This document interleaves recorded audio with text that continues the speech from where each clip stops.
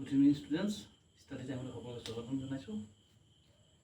আমি এতিয়া আলোচনা কৰিম ক্লাছ 10ৰ 8.2 3 নম্বৰ কুৱেশ্যনছটো। কি দিয়া আছে, যদি sin x plus y equal to 1 cos x minus y equal to 3/2 আৰু দিয়া আছে x greater than y 0 less than equal to তেন্তে x আৰু y মান নিৰ্ণয় কৰে। এতিয়া এনেকুৱা ধৰণৰ অংকবিলাকৰ ক্ষেত্ৰত ইয়াতে দিছে conditions x greater than y।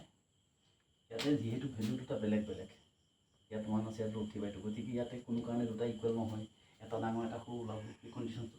আৰু এই কণ্ডিশ্যনটো ইমান চাবলগীয়া দৰকাৰ নাই, যিহেতু আমাৰ 90 ৰিলেশ্যন দিয়া হৈ আছে। গতিকে আমি উলিয়াব লাগে ইয়াৰ পৰা কি উলিয়াব লাগে, sin x plus ইয়াৰ পৰা আমি x আৰু y মানটো উলিয়াব লাগে। কেনেকৈ কৰিম আমি এতিয়া, even sin x plus y equal to 1, sin x plus y equal to 1 হয়। চাইনৰ কিমান ডিগ্ৰীত 1 হয়, চাইন কিমান ডিগ্ৰী ভেলুটো 1 হয়, sin 90 ডিগ্ৰী, গতিকে sin 90 ডিগ্ৰী, sin 90 ডিগ্ৰীত চাইনৰ ভেলুটো 1 হয়, সেইকাৰণে আমি sin 90 লিখিলোঁ, 1ৰ জেগাটো sin 90 লিখি দিলোঁ। sin কেঞ্চেল কৰোঁ, কি থাকিলে x plus y equal to 90 degree, এইটো ওলালে এটা। আৰু দিয়া আছে কি cos x minus y equal to √3/2। ঠিক তেনেদৰে cosৰ ভেলুটো কিমান ডিগ্ৰী, √3/2, এইটো আমি চাব লাগিব। cos x minus y equal to cos 30 degree, cos 30 ডিগ্ৰীত কি হ'ব, √3/2 হ'ব। যিহেতু cos 30 ডিগ্ৰী পাব লাগিব, গতিকে ইয়াৰ পৰা পাব কি x minus y equal to 30 degree পাই গ'লোঁ। ইয়াত আমি ৰিলেশ্যনছ যিহেতু ইয়াতে যিহেতু cos আছে, গতিকে এইটো cosৰ ৰিলেশ্যনত উলিয়াব লাগিব আমি। ইয়াতে যিহেতু sin আছে, গতিকে এইটো আমি চাইনৰ ৰিলেশ্যন ল'ব লাগিব, তেতিয়াহে কেঞ্চেল যাব।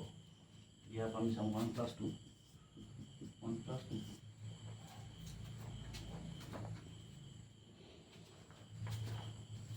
1 + 2 1 + 2 কৰাৰ লগে লগে কি হ'ব, implies x plus y plus x minus y equal to 90 plus 30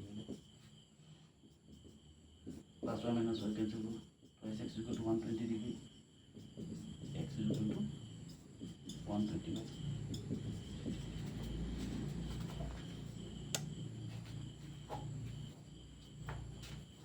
কি পালোঁ, x equal to 60 degree. x মানটো পালোঁ, x মানটো যদি xৰ মান একত বহাই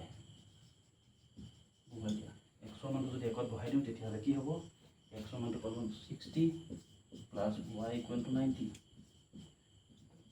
y equal to 90 minus 60 degree equal to 90 পৰা 60 কৰি কিমান থাকিব, 30 ডিগ্ৰী।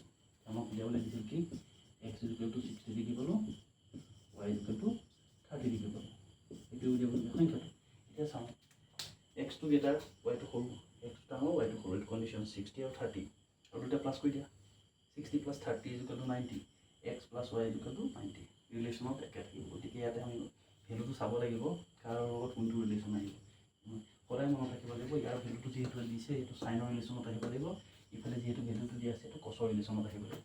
গতিকে কছ আৰু চাইনৰ ৰিলেশ্যন যোনটো ভেলু দিয়া থাকিব, ডিপ ছাইডৰ যিটো ভেলু দিয়া থাকিব তাৰ লগত ৰিলেশ্যন কৰি পেলাই আমি কোনটো উলিয়াব লাগিব। উলিওৱাৰ পিছত আমাৰ বিশেষ কৰিবলগীয়া আৰু নাথাকে।